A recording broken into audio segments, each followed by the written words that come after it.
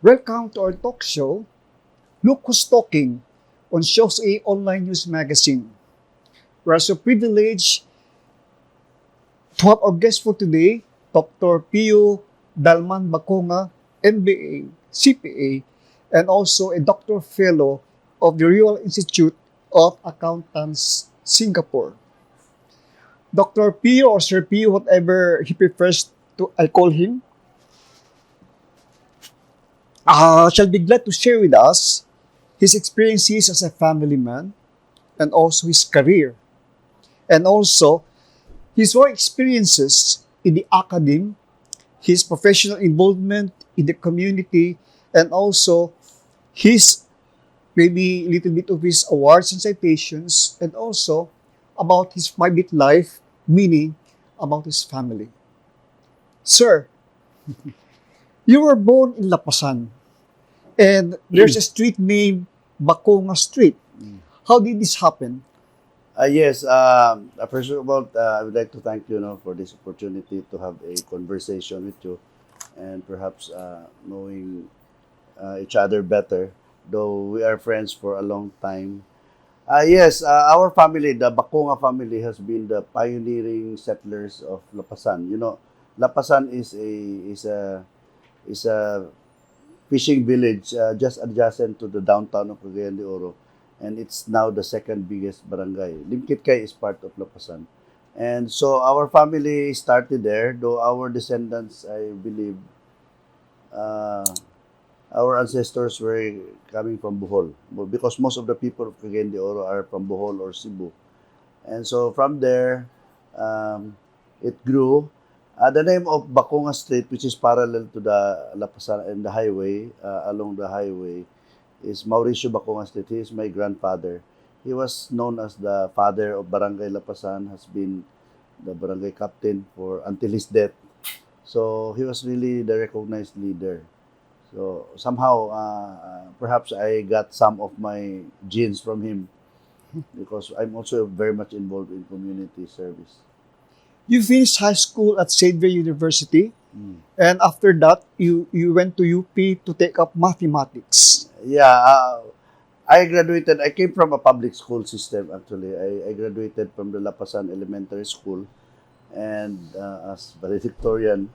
So Xavier gave me a scholarship. That's why I took my 4-year high school in Xavier. After which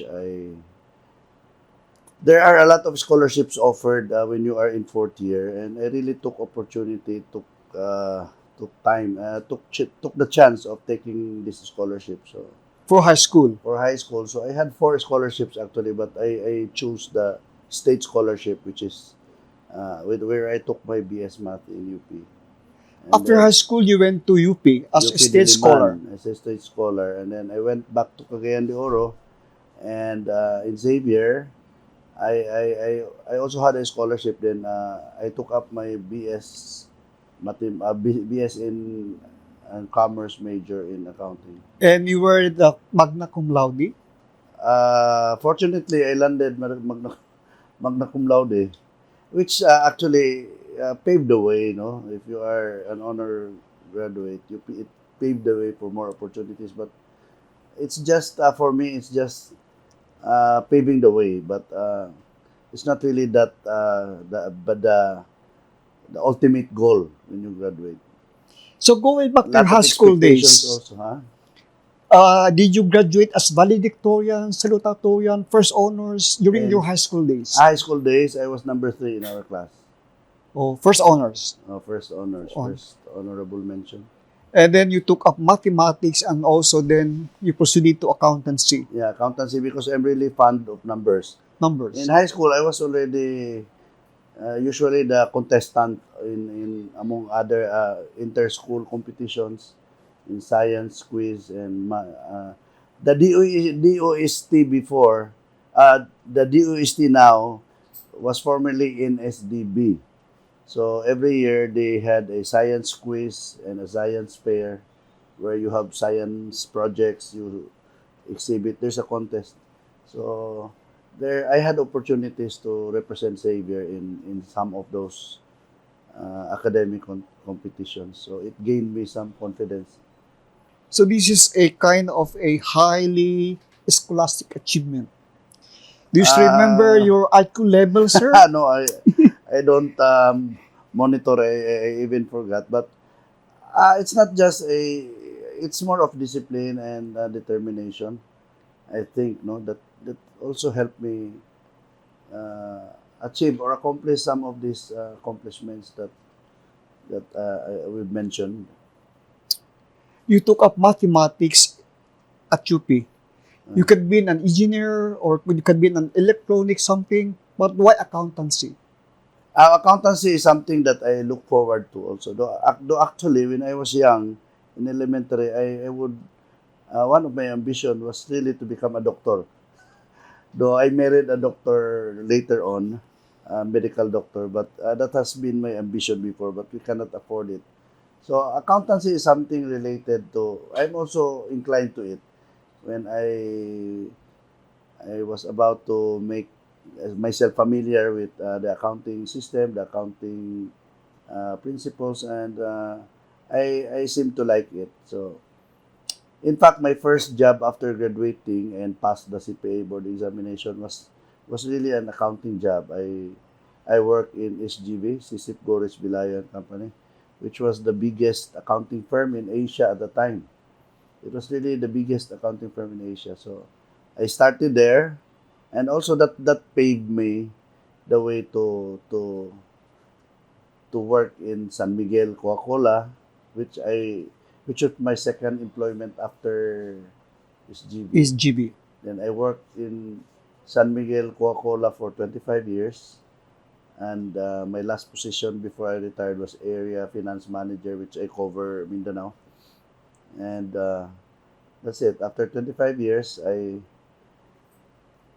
retired. I opted for an optional an early retirement as soon as I reach 50. You know, when you are based on our tax code, when you are 50, there is no more tax. That's tax exempt. Your retirement benefits.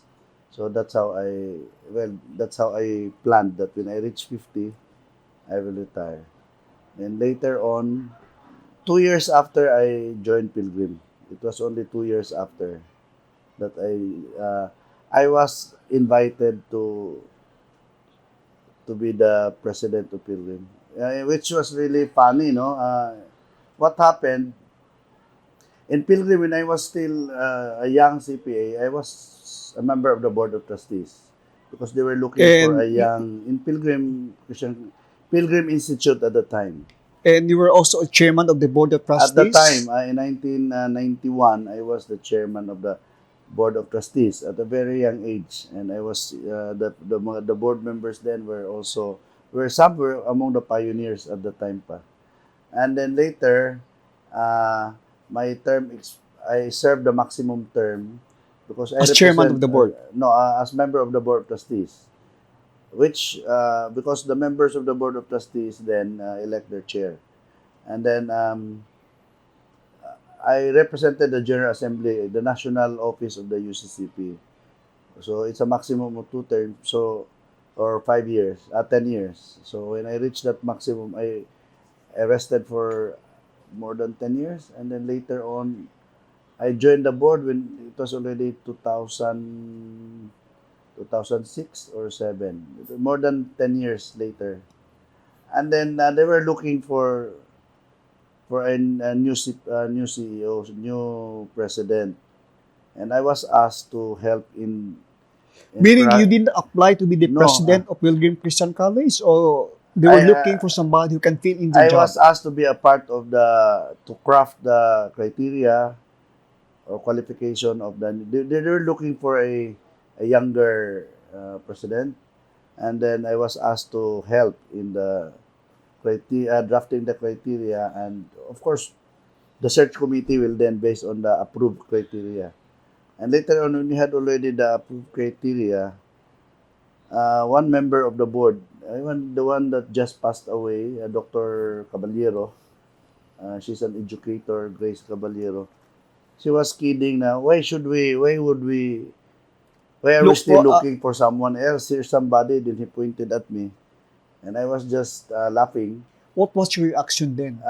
No, I have Maybe it no, was just a joke, something? somehow, because I didn't have any idea, I didn't have any plan really to join as head of a school. Though I've been teaching for a long time. In fact, right now I'm this year 2019 I'm celebrating my 40th year as a certified public accountant because I became a CPA in 1979. But in terms of teaching experience, I am now on my 30th year of teaching in three big schools. More than 10 years in Xavier, and then when I was assigned in General Santos, in Coca-Cola General Santos, where I was the finance manager. So I spend my night time, I mean my vacant time teaching at the Notre Dame University in General Santos. You also Yeah. founded a kind of an accounting firm. Yes, that was already after my retirement. I had a contemporary friend, colleague. She just retired also from the second biggest accounting firm at that time, because we were of the same industry, accounting firm. I work in SGB. My present partner of the firm, Lindy Was also Patriana, SGB, the was biggest with the accounting Carlos firm. Valdez. Oh. So we were friends even before. So when after I retired and she also retired from Carlos Valdez, we agreed to form a firm, and that is known as the BP and Company, Baconga, Patriana and Company, which is until today still serving the public. So you're still active in this kind of doing a auditing job in that accounting firm, or you prefer to be teaching rather than being You in can that do firm? simultaneously. You know, in accountancy, in accountancy profession, there are four sectors, we call it, that you can do as an accountant. No, one is government service, other one is education, then third is commerce and industry sector, and then public practice. Actually, you can do this for in some point in your life, no? Like now, for example, I am in public practice because I have I Accounting have a firm. firm. I am an educator because I'm until now, you know, I'm still teaching in Pilgrim. I am on my 12th year teaching here accounting, and then I'm also the head of the school, which is uh, sort of a commerce and industry sector, because you are managing an entity. So you're somehow kind of also a CPA reviewer teacher? Reviewer? Before, when Xavier, in the early 80s, when Xavier put up the first, when they initially put up a CPA review center in Xavier, I was one of the pioneering reviewers. I was the reviewer in auditing. That kind of job is also like teaching accountancy in the normal students. Yes, being a reviewer is another thing, and being a college instructor or professor in college is also is another thing, no? What's the difference, sir? Review is more, you are in review, of course, more comprehensive, more extensive, and you really have to orient and really make sure that the students will be prepared to take CPA is a very tough board exam. Yeah, accordingly, CPA is the most difficult licensure examination. Do you I agree say, with this, no, sir? no, it's not really the most, I don't know, it's among the most difficult, but it's, the passing is very low. In fact, the recent result of the CPA board exam, the very recent one in May, is among the lowest, no, for the past 30 years. It was only 16%. So of the the more than total 10,000 who examinees. took the exam, only a little over 1,000 passed. So that's how difficult, no? So it could be true that CPA exam is the most difficult. Yeah, I would say it's very, the coverage is very broad. But if you are prepared, I think there's nothing difficult. It's compared to some other, similar to some other professions, no? You know, under the PRC now, it's the Professional Regulation Commission that administers and regulates board exams. Don't you know that there are already 52 regular board exams? So 52 professions that is being regulated or supervised by PRC. Daga na kayo, even mga landscaping architecture, mga there are so many courses now that are having a board exam. Kining kwan, sir, never in your mind, ingon nga you wanted to join the Board of Accountancy?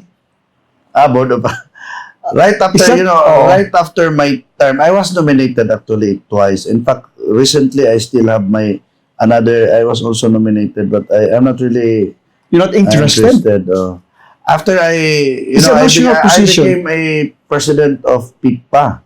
PICPA is the accredited, they call it APO, Accredited Professional Organization, recognized by PRC so Philippine Institute of Certified Public Accountants, where I became the national president in 2004. And also during that year, during my term, that the Accountancy Act, the accountancy law that we are using now, it's known as Republic Act 9298, the Accountancy Act of 2004.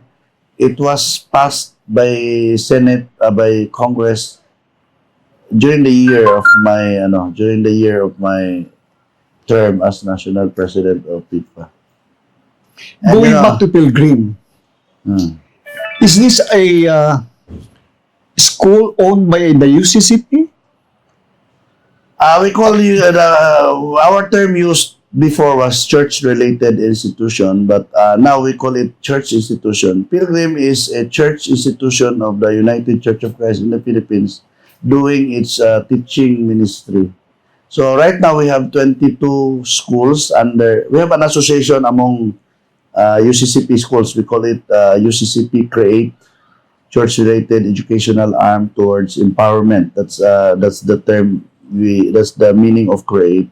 It's an association of UCCP schools, and Pilgrim is Also, one. okay. So does the church UCCP has a direct supervision Not control of your directly in school? terms of operation, because we have the administrative people, but in the board of trustees, UCCP is very well represented, no? Which is common to all other UCCP institutions. Like the bishop is an automatic member of the board.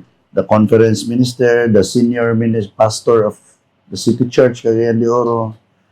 These are among and then there are representatives from the General Assembly. So UCCP is almost 1/2 or more than of the composition of the board.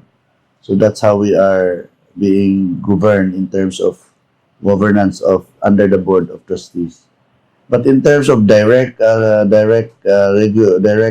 supervision, they just set guidelines which the schools, not just schools, institution, because UCCP, other than having schools, we also have hospitals, which is our healing ministry. We have hospitals like in Davao, we have Brokenshire Hospital. In Cebu, we have the big Visayas Community Medical Center. And in Tacloban. Okay, sir. When you were chosen or was elected as president of Pilgrim, what was your first reaction and what was the biggest challenge you faced? I joined Pilgrim as president in 2008.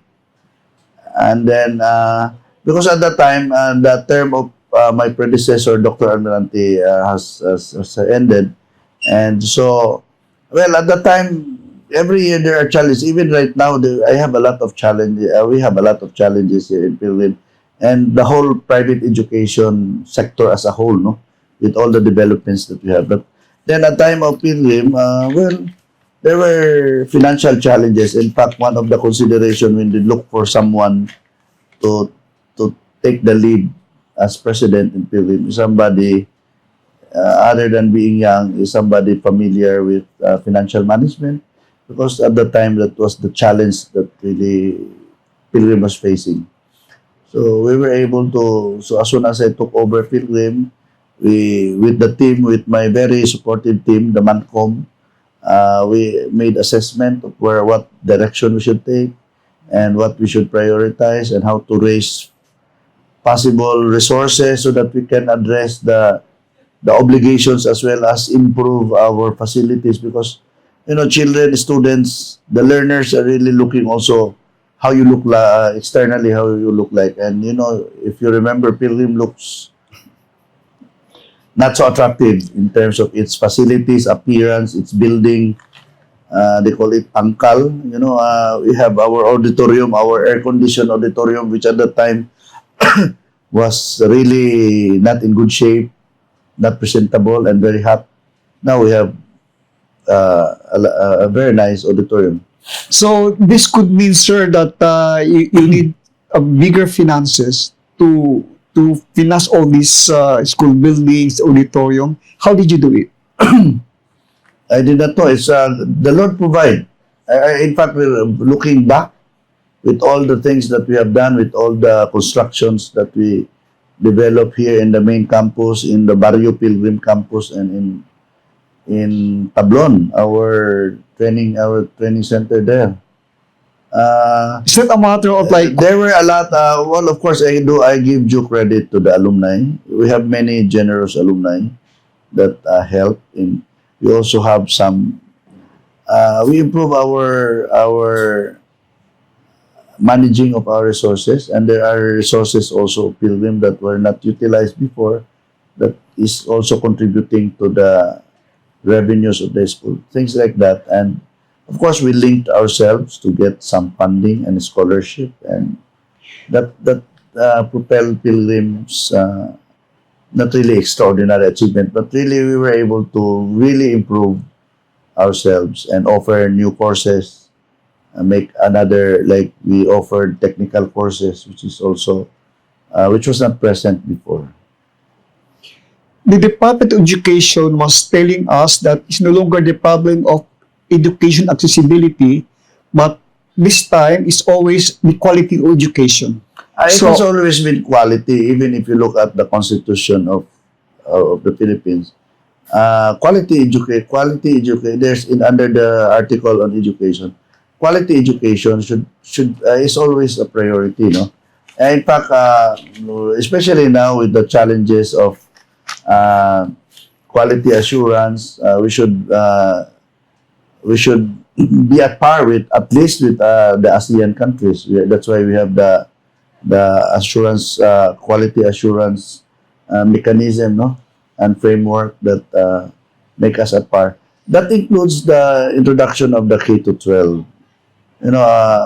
That has always been the reason before, that the treatment of our professionals were lower in terms of in the other countries, because they always refer to our basic education, which was only 10 years. Now we have already K to 12, and we already have revised the curriculum after the post senior high graduation. And all these developments seem to address the issue of quality.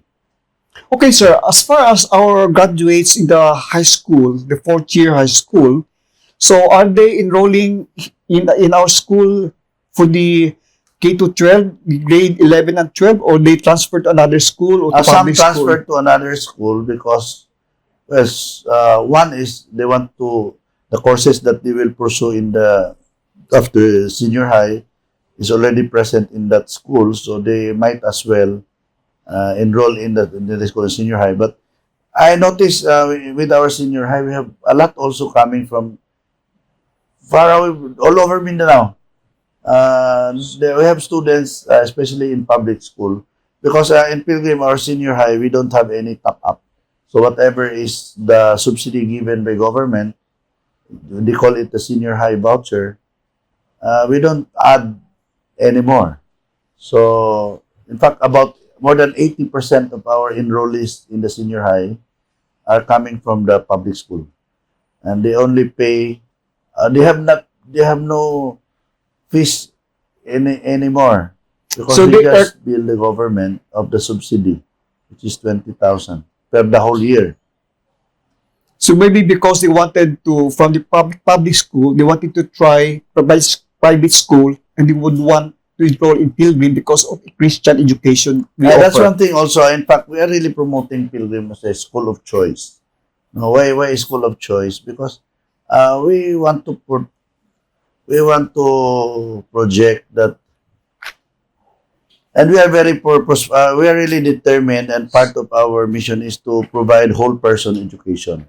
So, though we are a Christian school, and we have also distinctive curriculum which enhances and our Christian curriculum, but we also would like to approach the holistic development of the learner.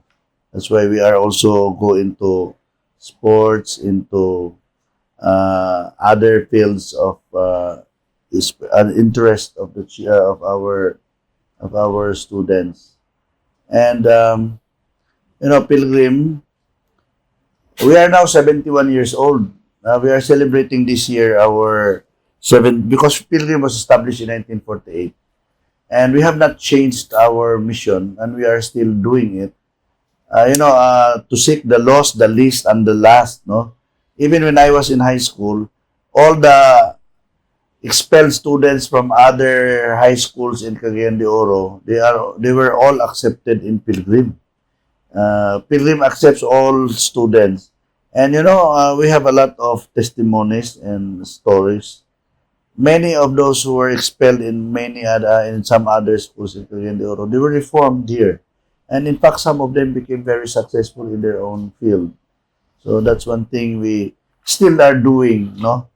Uh, when the Pilgrim was established by laymen of Cagayan de Oro, church laymen, and their intention was really to develop young people because it started as only high school, no? To develop young people to have that Christian character. And we still do that. In fact, our mission now, if the school in our vision mission statement is to produce graduates having that values of FIRES, And FIRES. it means That is, it means faith, integrity, responsibility, excellence, and service. And we teach that, we integrate that in all our curriculum from the preschool level up to the college level, instilling in them to have that values. Even me, when I'm teaching my auditing class, for example, these students will become future auditors, BIR examiners, COA auditors, and other businessmen or what. You can apply the values of fires there with that to them, no? Faith, integrity, responsibility, excellence, and service. So we are still very much conscious and aware of that mission. going back, sir, to quality education. So this is somehow related to the quality of teachers you are hiring to be your teachers. How is it being done now? Yes, Pilgrim is an accredited school by AXCU ACI. For you know, for private school there are three non-accreditors, no, accrediting agencies. But it's FAAP. It's the Philippine Federation of Accrediting Agencies of the Philippines that gives the accreditation. And who are these accrediting agencies? Mostly for Catholic schools, they have the PASCO, di ba? And then for private schools, non-sectarian, they have the PACOCOA. For Protestant schools, we are a part of AXCO, because we have also an association of Christian schools, colleges, and universities where I am the incumbent national president. We have also another accrediting agency. It's known as AXCO ACI. So all these three members, PACOCOA, AXCO ACI, and PASCO, form part of PAAP, which is the Federation of Accrediting Agencies in the Philippines. And these are all private. These are not under the government, because we believe that accreditation is a self-regulated thing, no? So we are doing that. But of course, state universities, they also have their own accrediting agency, which is AACUP. That's how it And of course, the CHED and DepEd look at accreditation as very important. It's somehow assured of, because when you are accredited, you are above the minimum standard. And in accreditation, what are the things that are required? There are three things though. Instruction, which is quality of your teachers, qualification, everything. Then we have the research. It's also a mandated criteria. And then we have extension. Extension. How do you all define schools extension? that are accredited are tested or evaluated or assessed On these three on these aspects. three major factors. So talking of Okay, research, do you have a kind of a department that do Yes, does we have a research? Department of Research and Planning. We have a director there, and we encourage our. In fact, we have incentives, no, in terms of all departments, be you a teaching or a non-teaching person or within the department, we are challenging them to do their researches which are the topics or the topics very relevant to the community, to the school, to the church, and we are doing that. We incentivize our faculty or team of faculty who will do the research, and we give them financial incentives. Maybe one of And those. these are some of the things that the accreditors also are looking. No? And we also encourage our students to, well, of course, we have research subjects even as early as high school. Okay. Our science class, because we have a separate class for our students. The science class or under a new another curriculum, one of the requirement there for the science class students is to have their own research. But not everybody can enroll in that science class. It's There's based on your scholastic record and the scholastic result records. of your entrance. And the fee is somehow higher, no, because you have more science subjects and you have more requirements. But it's a good training for those students that are above average and want to develop themselves more fully. What about extension? Extension, we have institutionalized Pilgrim as an institution, as an educational institution. We have institutionalized our partnership, barangay partner. We have two barangay partners. One is in Tablon. The whole barangay Tablon is our partner. So all our extension programs for all our departments and colleges, we do it there. We have regular medical mission. We have regular during summer. We are teaching all the students. We teach Maybe children. cooking, maybe how to, And then Barangay 15, which is also our immediate neighbor in Barrio Pilgrim, is also our partner. In fact, just a few months ago, we inaugurated the water system. We provided because that area is somehow thickly populated and water is much to be desired. It's a long wanting need of the residents there. So we have water inside our campus in Barrio Pilgrim, and we shared that water from our deep well to our immediate neighbor. So they are now using the water, we call it Pilgrim water, which the barangay is using. Other than we have other programs, our children, our elementary students, every now and then go there and do some immersion and some gift giving and sharing with the children. Because our elementary, that's their extension, the Barangay 15, which is just our neighbor. Okay, so you're also involved in other community-related involvements, like you were with the Oro Chamber. Yeah, Oro Chamber, which is an association of different industry practitioners, and I belong to the service sector. I was once the the vice president of the service sector of the Oro Chamber. You know, Until now, you're still part or member of no, that. no more. I'm still an active member of the chamber. I'm a member there for two representations. Pilgrim is a member of the Oro Chamber, and our firm is also a member. So that's how I am involved there. I'm also involved with in the cooperative in Pico before. I used to be treasurer, board, and eventually became chair So, of Pico. that Pico is is the biggest open type credit cooperative in, I think, the whole Philippines now.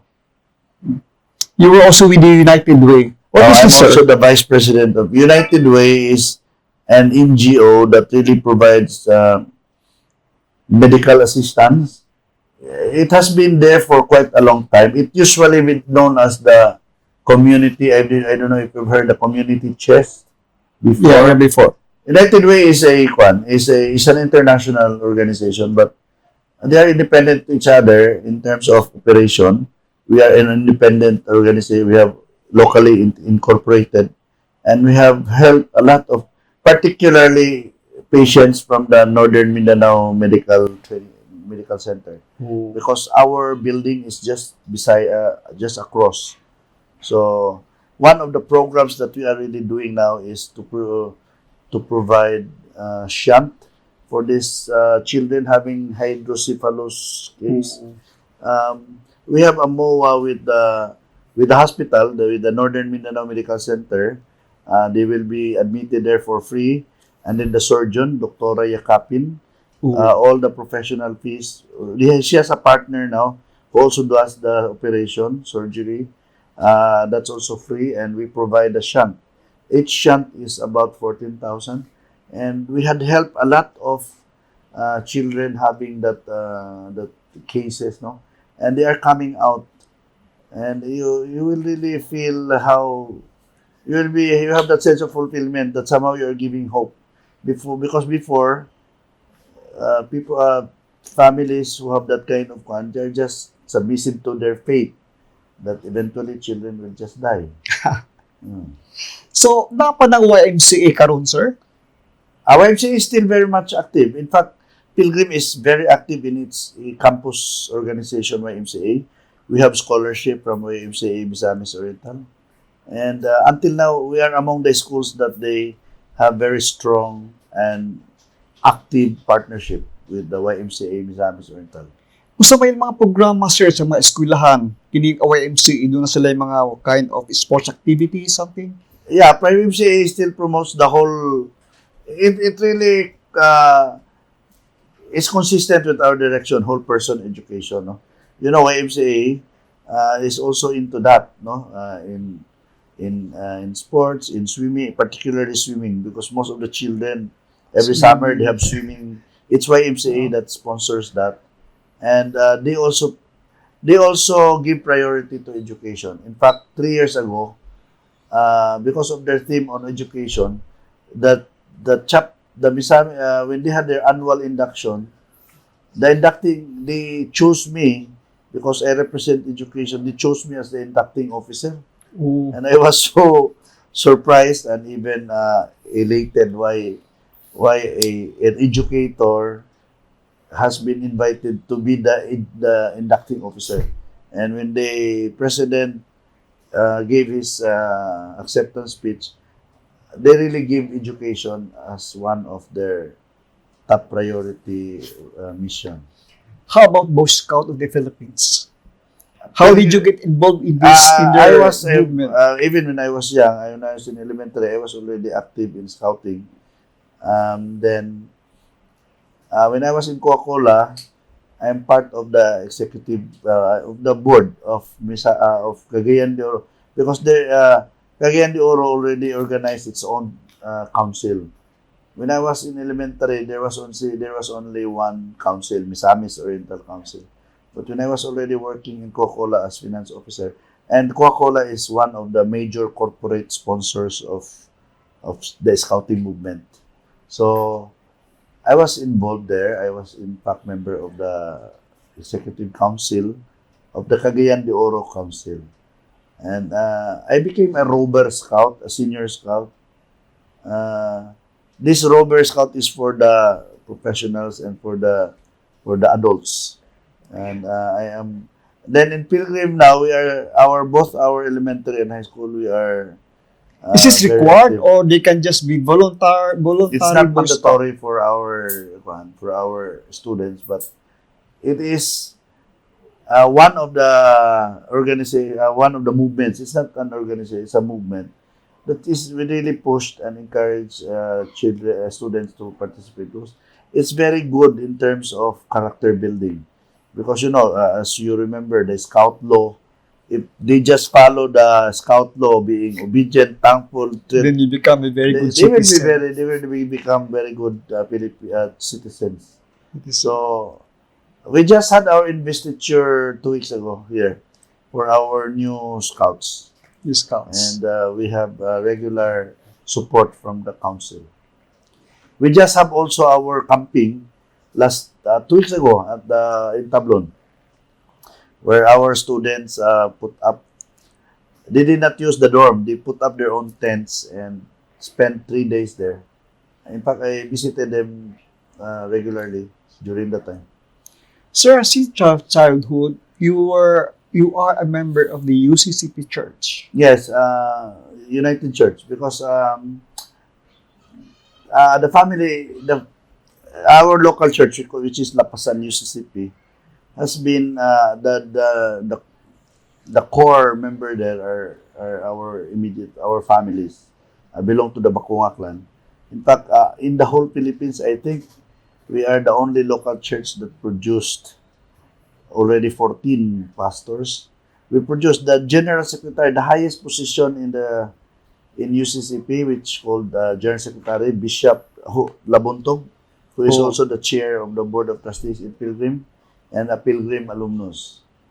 I just finished last year my term. I was the General Assembly and National Chair of UCCP, which is a 4-year non-re-election position. The chairman of the UCCP General Assembly, the highest body of the United Church, uh, mandatory it should be a layman. That's why layman ang requirement. That's why I qualified.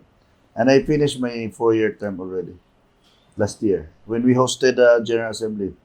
We hosted the General Assembly last year, which we meet only every 4 years. So this is a kind of church that is separate from the normal Baptist church. You know, the Protestant missionaries came to the Philippines at about the turn of the century when the Americans also came here. So in 1898, and there were denominations, American missionaries coming from the United States of different denominations. There were Methodist, Baptist, Congregational, Disciple, Presbyterian, and other Assembly of God, Alliance. And they made an agreement to make certain territorial areas where they can focus so that they will not be competing with each other. And from then on, there were attempts to really, because if you look at the doctrines of the teachings of these Reformed church, they're called Reformed churches, no, or Protestant churches. They have very common Doctrines. basis of faith. And so in 1948, actually, after all these initiatives, in 1948, in May 25, 1948, they forged the unity of five major, they call it traditions or denominations, namely the Philippine Methodist, the Presbyterians, the Congregational Disciple of Christ, and there's also another Protestant group which about part of the Methodist. No, the Baptist. The Baptist. There's a part of the Baptist that formed the UCP. So It became they became the United Church of Christ in the Philippines. In Mindanao, our church belonged to the Congregational because when they made assignments where to focus, the Congregational Church. It's a big church in the US. They came here. They were assigned here in Mindanao, like Davao and Cagayan de Oro. In fact, this year I went to the Harvard University is a congregational denomination. It was established by the Congregationals. I went there. Pilgrim is a congregational denomination. Silliman University is Presbyterian. Presbyterian. And, there are big university. Princeton University, which is one of the best also in the league, no? Is a Presbyterian. I was able to visit that university also this year. Okay, so you were also you are with the Gideons, the Bible giving group. Yes, and the Gideons it's a more than 100-year organization. It started in the US, and it has been in almost all countries in the world, even non-Christian countries. It has Gideon camps.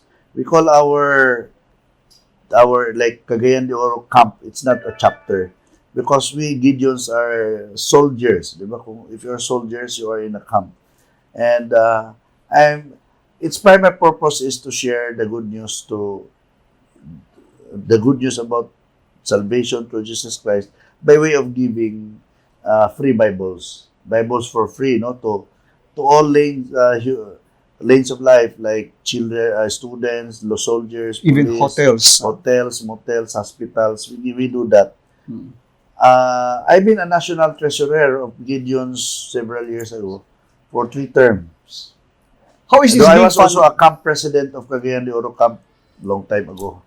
How is this being funded, sir? Huh? The collection or the printing of the Bibles. How is it being it's funded? really funded by members and mga donors, anonymous, and others. We raise scripture funds through our own, because Gideon is an association or fellowship of Christian businessmen and professionals.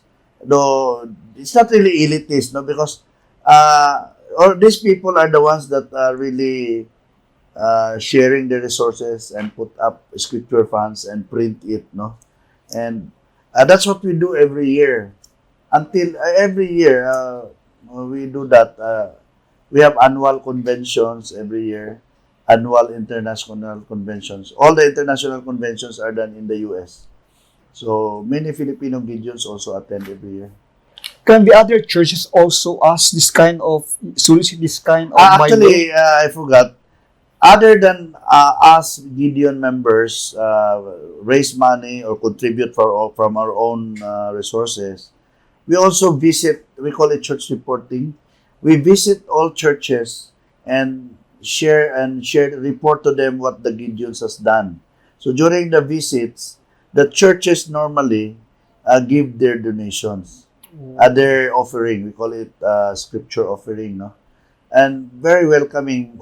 Most of the Protestant churches that we visit every year are very welcoming, and they give also there. And many times we receive even anonymous giver giving such substantial amount.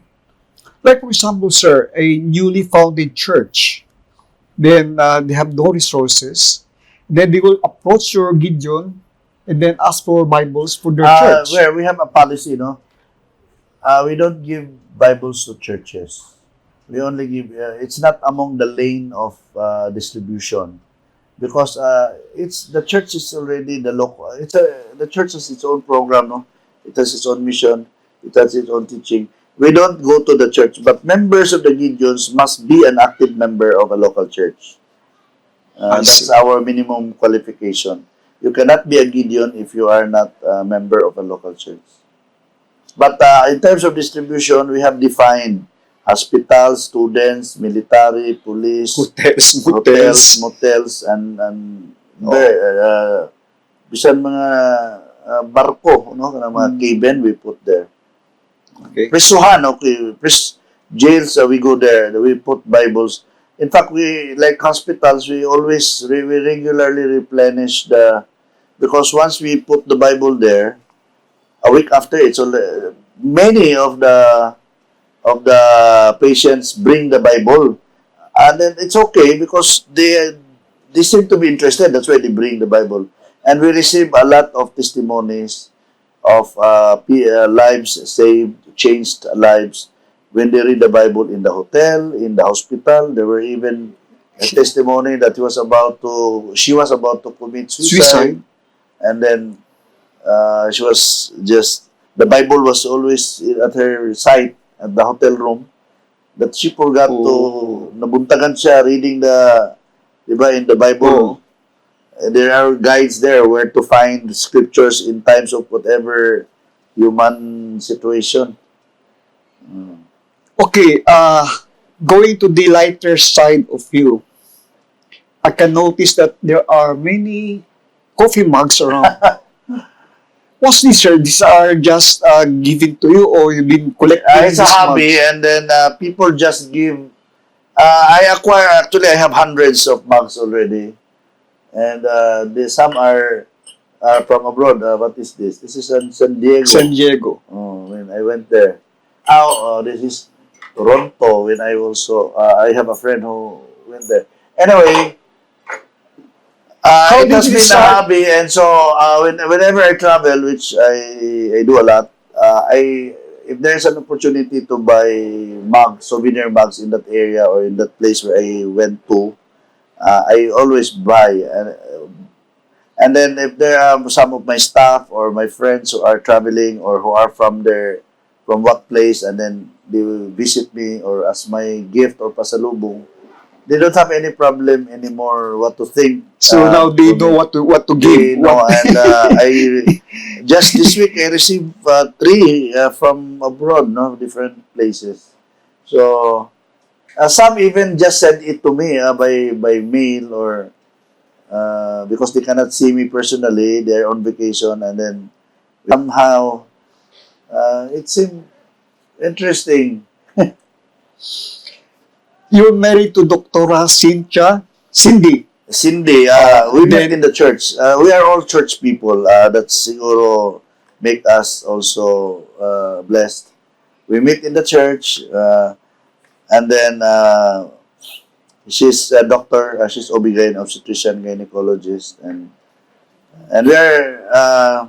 What day is today? Today is October 10? 11. 11. 6 days from now, we will be celebrating our 32nd wedding anniversary. Happy anniversary.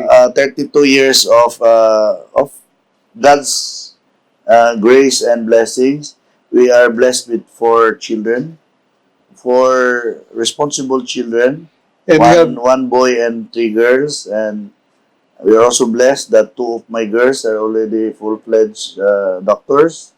I have also a daughter who is a CPA like me, and I have my son involved here in Pilgrim and into IT, and I have one apo already, and so it makes life cycle fun, fulfilling. your only son could be your favorite child? Your only son, Maurice, is your favorite No, child? I don't have any favorite. So you had that kind of... No, we don't practice. We don't do that in our family.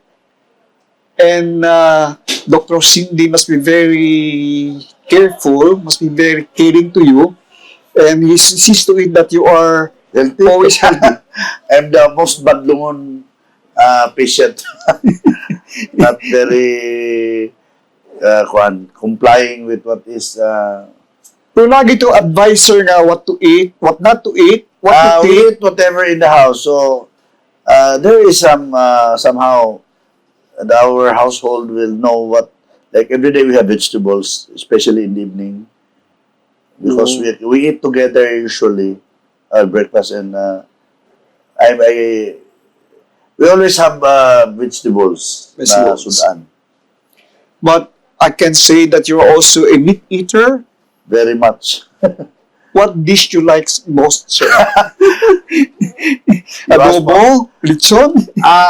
What's funny also in our family, I'm the one who is mahilig or good in cooking. Not really good, no, because I don't claim myself. Not like my father, who was really a good cook. My mother is not so much. And in our setup, I also cook. My wife doesn't cook. That's how we are. So And aside from, doing a healthy living, what about your physical? that's one thing that I aim and I really strive. Unlike before, where I do a lot of, I do walking and hike and swimming. I used to swim for several years before I got married. I'm a daily swimmer there at the Realize? sports center, but because of the busy schedule, somehow that's why I grew big. What about Zumba? Have you tried dancing and maybe? Not really on as a regular thing, but if there are like in school we have Zumba every year, once a year. We I participate. And of course, singing also. You love It's singing? not my. I just love to hear music. Though when I was younger, I was a youth leader. And our church very active. The youth is the young people are encouraged to be very active. I'm a regular choir member when I was in high school and college and even early after graduation. I am a regular member in our church choir. I'm a bass. You're known to be a world traveler. Usang pang country, sir, wa mo natuan? Many, daghan pa. I just last week I counted the countries I've been to. I've been to 19 countries pa lang. But in the US, I'm unlike other Filipinos who were there for a long time. Some only who visited two or three states. No, because United States is so big. I was able to visit 23 states. Oo. And I enjoy, and I still want to go there. In fact, I plan to go there next year, early next year. Thank you very much, sir. And it's a Thank pleasure you. having with us today. Yeah, thank you, Kai. I hope And- we learned something in the sharing and conversation. And this is Jun Fortich of Sios-e Online News Magazine.